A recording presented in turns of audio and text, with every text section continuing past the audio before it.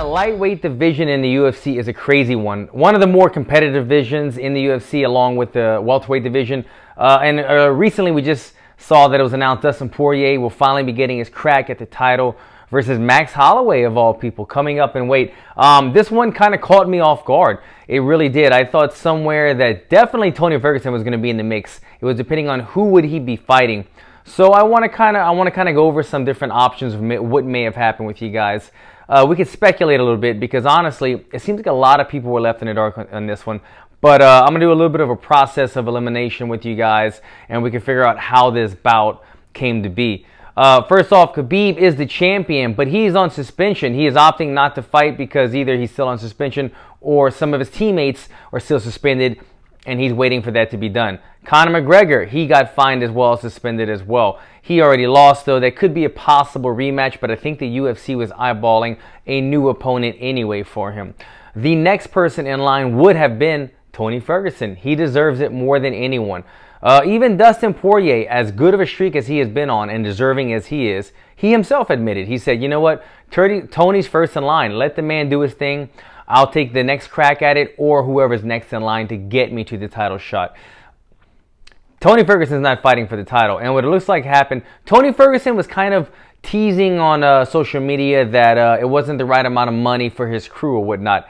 And so what I'm assuming is they came to him with the Max Holloway fight, and being the opponent is Max Holloway, and being that it's for the interim title, it didn't pay enough money for him. If he was going to go and fight for the title and he was going to fight Khabib and Conor McGregor are two of the biggest stars in the UFC. We're talking about social media following. They have the biggest. Conor McGregor has the biggest following in the UFC. Khabib is right behind him. Not only are they big stars inside the UFC, but they have their own countries that follow them. An entire country, entire continents, entire regions of the world follow them when they fight. So the American fan base is already kind of bought in. We're already there. If it's an American fighting, or if it's a Brazilian or whoever it is, the American fan base is the core UFC fan base. But when somebody from the outside brings in their fan base from that region, and they're a huge star as well, or a possible title holder as Khabib is, it brings in that much more viewers, that much more pay-per-view points. You're making that much more money. And what I believe is going on is Tony has valued himself at a lot of money. He's deserving of it. He has fought a lot. He has won a lot. He was banking on that super fight with Khabib, which would have banked him a lot of money because of the pay-per-view points, the followers, the viewers, everything. And it would have been for the title. So you get paid a lot more money as a flat rate. You get paid a lot more money in pay-per-view points when you're fighting either A, for the title against Khabib, or B, if it was a non-title fight, you're still going to get a big payday, a red penny night when you fight Conor McGregor. You take those two guys out of the equation, Tony Ferguson was thinking, this is the kind of payday that I deserve and that I want. Neither of those guys are fighting because of legal issues or because they're suspended or whatnot. So the next in line, you would think it would maybe be an interim fight between Dustin Poirier and Tony Ferguson, the two most deserving lightweights. Max Holloway got thrown in this mix, and I'm really not quite sure how, but he has been kind of teasing about going up in weight class. He's a big 45er. You see that he walks around very heavy when he's outside of camp, and this maybe is a move that he's been wanting to do. Max Holloway was the one that they wanted for this fight, for the interim fight. It was going to originally go to Tony Ferguson.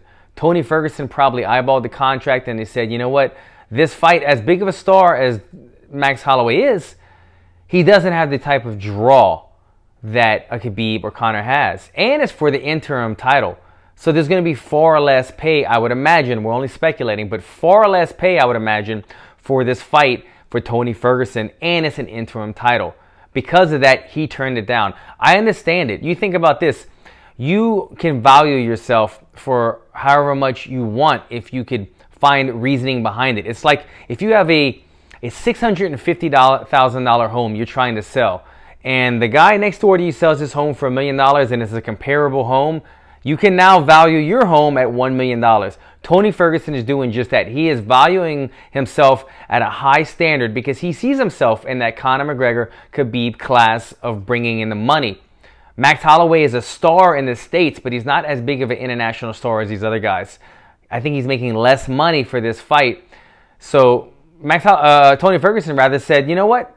I'm not taking a pay cut. This is what I'm valued at. I've worked for it. I've earned it. I want this type of money. If you're going to throw me an interim belt rather than a real belt, and you're giving me a pay cut against Max Holloway, I don't want it. Give it to somebody else. Well, somebody else is waiting. Somebody else has been training. Dustin Poirier has been waiting.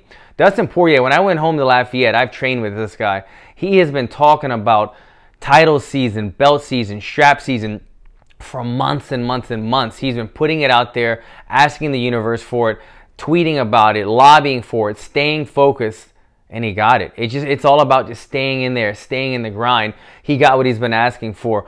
Granted, it's because Tony might have turned it down, but he doesn't care. He just wants the belt. He's been wanting a fight for a long time, Dustin Poirier. He finally got the opportunity to jump up, face a guy he has already beaten before. Let's not forget, Dustin Poirier beat Max Holloway in Max Holloway's debut in the UFC, armbar via triangle, mounted triangle. Both guys have gotten tremendously better since then. Max Holloway has been on a tear like none other in his division.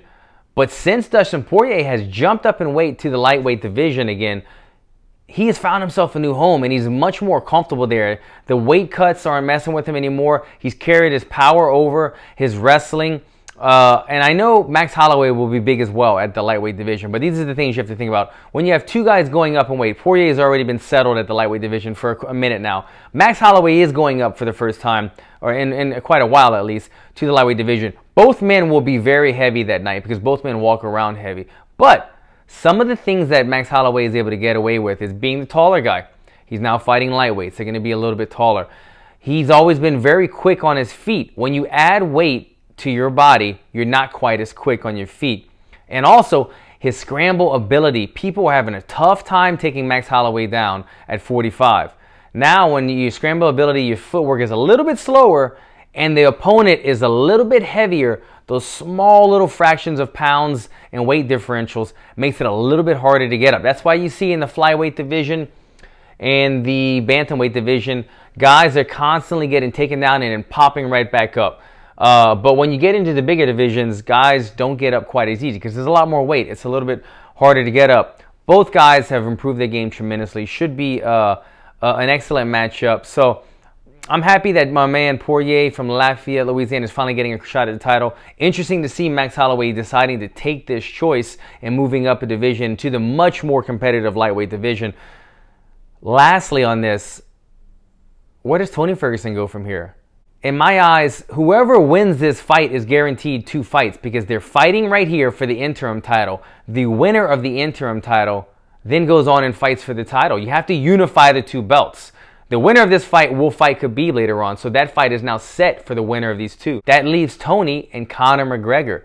Conor McGregor and Tony are the 2 people out from this. If Tony's going to fight, he's not going to fight the loser of the interim title, and the winner is going to be fighting Khabib. The only other person out there that has the money fight that Tony wants is Conor McGregor. The only way that fight would not happen is if Conor McGregor decided to give Nate Diaz that trilogy, that last fight that he spoke about.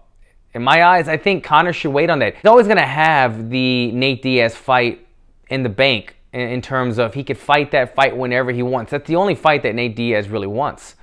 But Tony is hot right now. This is a big fight that could sell. I would love to see the winner of Max Holloway, Dustin Poirier, go on and fight Khabib, unify the belt. Tony Ferguson will fight Conor McGregor. The winner of that fight can then go and have a shot at the title later on once it is unified. Crazy times in the lightweight division. Fun times for fight fans, though, with a bunch of intriguing matchups in the future. We just got to see how it all plays out. Hope you guys enjoyed it. Make sure and subscribe to Unguarded is the playlist. Alan Jouban on YouTube. Subscribe. Check it out. See you guys in the next one.